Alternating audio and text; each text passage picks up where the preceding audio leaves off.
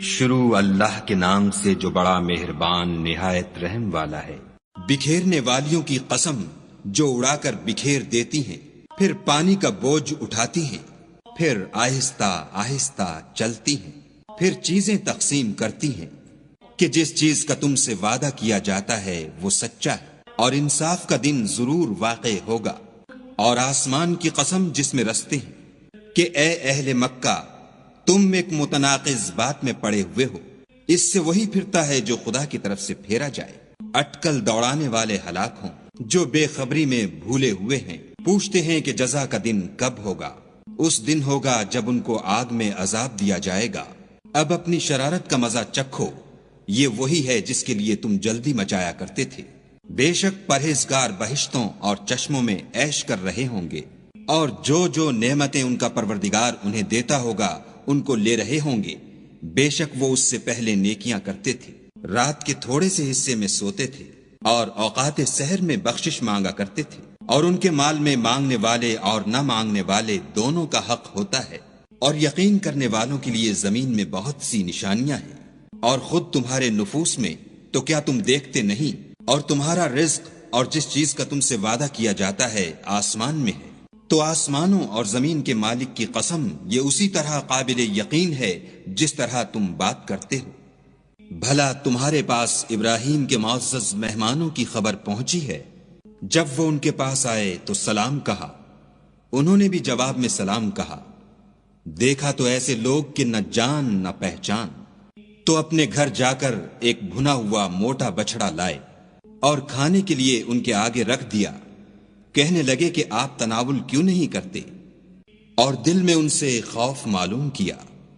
انہوں نے کہا کہ خوف نہ کیجیے، اور ان کو ایک دانش مند لڑکے کی بشارت بھی سنائی۔ تو ابراہیم کی بیوی چلاتی آئیں اور اپنا منہ پیٹ کر کہنے لگیں کہ اے ہے، ایک تو بڑھیا اور دوسرے بانجھ۔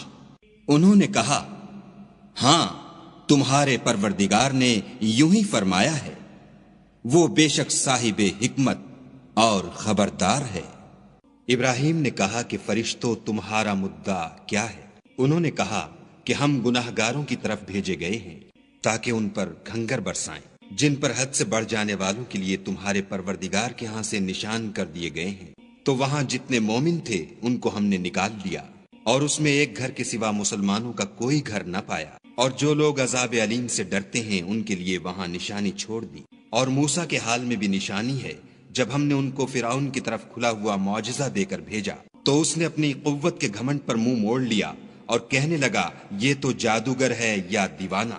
تو ہم نے اس کو اور اس کے لشکروں کو پکڑ لیا اور ان کو دریا میں پھینک دیا، اور وہ کام ہی قابل ملامت کرتا تھا۔ اور عاد کی قوم کے حال میں بھی نشانی ہے، جب ہم نے ان پر نامبارک ہوا چلائی، وہ جس چیز پر چلتی اس کو ریزہ ریزہ کیے بغیر نہ چھوڑتی۔ اور قوم سمود کے حال میں بھی نشانی ہے، جب ان سے کہا گیا کہ ایک وقت تک فائدہ اٹھا لو، تو انہوں نے اپنے پروردگار کے حکم سے سرکشی کی، سو ان کو کڑک نے آ پکڑا اور وہ دیکھ رہے تھے۔ پھر وہ نہ تو اٹھنے کی طاقت رکھتے تھے اور نہ مقابلہ کر سکتے تھے۔ اور اس سے پہلے ہم نوح کی قوم کو ہلاک کر چکے تھے، بے شک وہ نافرمان لوگ تھے۔ اور آسمانوں کو ہم ہی نے ہاتھوں سے بنایا اور ہم کو سب مقدور ہے، اور زمین کو ہم ہی نے بچھایا، تو دیکھو ہم کیا خوب بچھانے والے ہیں۔ اور ہر چیز کی ہم نے دو قسمیں بنائیں تاکہ تم نصیحت پکڑو۔ تو تم لوگ خدا کی طرف بھاگ چلو، میں اس کی طرف سے تم کو صریح رستہ بتانے والا ہوں۔ اور خدا کے ساتھ کسی اور کو معبود نہ بناؤ، میں اس کی طرف سے تم کو صریح رستہ بتانے والا ہوں۔ اسی طرح ان سے پہلے لوگوں کے پاس جو پیغمبر آتا وہ اس کو جادوگر یا دیوانہ کہتے۔ کیا یہ لوگ ایک دوسرے کو اسی بات کی وصیت کرتے آئے ہیں؟ بلکہ یہ شریر لوگ ہیں۔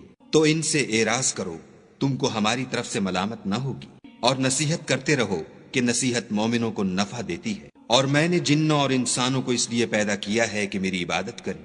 میں ان سے طالب رزق نہیں، اور نہ یہ چاہتا ہوں کہ مجھے کھانا کھلائیں۔ خدا ہی تو رزق دینے والا، زوراور اور مضبوط ہے۔ کچھ شک نہیں کہ ان ظالموں کے لیے بھی عذاب کی نوبت مقرر ہے، جس طرح ان کے ساتھیوں کی نوبت تھی۔